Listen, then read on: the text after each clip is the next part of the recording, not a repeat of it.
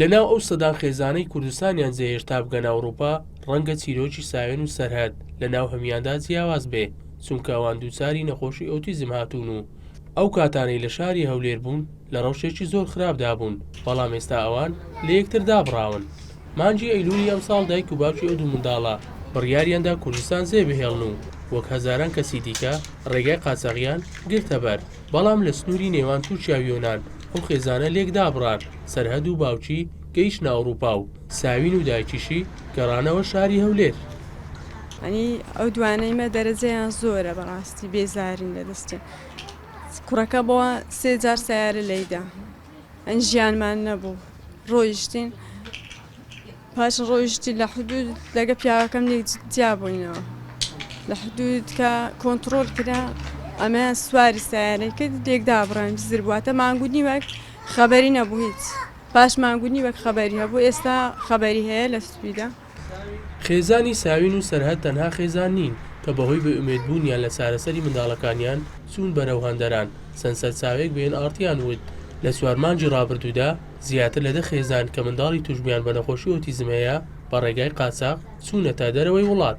ئێستا ساوین چونکە ناتوانێت لەگەڵ منداڵانی دیکە یاری بکات، ڕۆژانە لە ماڵەوە چەند کاتژمێرێک بە ناچاری لەلایەن دایکیەوە دەبەسترێتەوە تا ئیش و کاری ناوماڵەکەی ئەنجام بدات.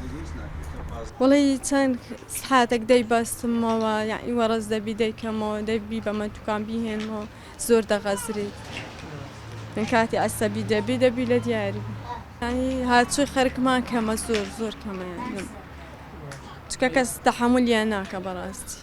هەتە ماریداکە خۆم یعنی خۆم لە باداوامە و لە شوڕتاوەنە 6 مانگ جارێک ئەوها ناچین، ینی 2 سحات نامێنمەوە.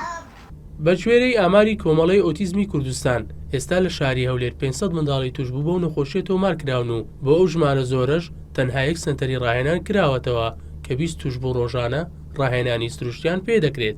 باوکی ساوین کە ئێستا لە وڵاتی سوید گیرساوەتەوە لەوێ کوڕەکەی بردوۆتە لای پزیشکان و باسی ڕەوشی کچ و کوڕەکەی بۆ کردووە لە کوردستان، ئەوانش بە بیستنی ئەو قسانە تووشی سەر سوورمان هاتوون. ئەوانە هەر چاوەڕێ بووین ئێتر ئەو سەنتەرە دروست نەکرا، لای ئێمە سەنتەری ئۆتیزم لە کوردستان بوو بە خەیاڵ، بۆیە لە ژیانێکی زۆر ناخۆش و لە ژیانێکی سەختدا ژیانمان گوزەرە کرد لە کوردستان. من لە ژیانی خۆم بێزار بووم بەڕاستی، لەبەرەوەی تووشی چەندان گیر و گرفتی ڕۆژانە تووشی نەخۆشی دەرونی و کێشەی دارایی و کۆمەڵایەتی و پشتی زیاتریش بووینەتەوە لەوێ. دەیان خێزانی خاوەنی توشبووی نەخۆشی ئۆتیزم بەهۆی بێئومێدبوون و نەبوونی سەنتەرێک لە شاری هەولێر ناچارە شاری هەولێر بەجێ دێڵن و بەرەو وڵاتانی دەرەوە بەڕێ دەکەون بۆ ئەوی چارەسەرێک بۆ منداڵەکانیان بدۆزنەوە. ئومێد چۆمانی NRT هەولێر.